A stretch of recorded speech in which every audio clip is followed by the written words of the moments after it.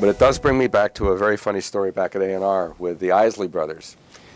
Rudy, who was the guy who ended up being in the mono room, I think it was Tony May was the engineer at A&R at that time at 799, and he recorded It's Your Thing with the Isley brothers, which is a big mega hit, right?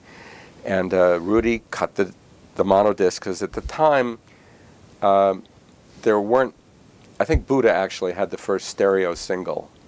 All the singles were mono, because it was for radio, AM radio. Why would you have a stereo? You know? So, and plus if it was, it wouldn't be compatible anyway. At the time, everybody was so concerned about stereo mono compatibility. Now nobody even talks about it, you know. So anyway, so Rudy cuts It's Your Thing. It's on the fixed pitch Neumann lathe.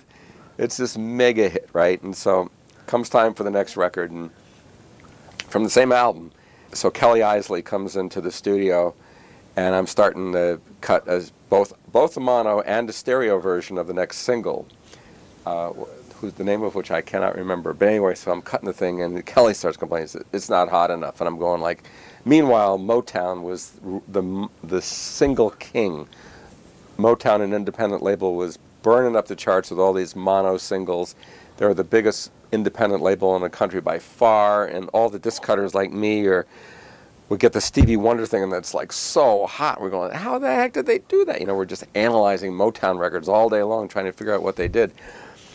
So Kelly's there, and it says, oh man, it's not as hot as a Motown record. And I go, oh, okay. And so I finally make one that's as hot, but it was way longer, and like all this Motown stuff's like 240 or something like that, and this was like 340 or something, a minute more, and there's no physical way you could get it as hot, but he was like insisting, you know.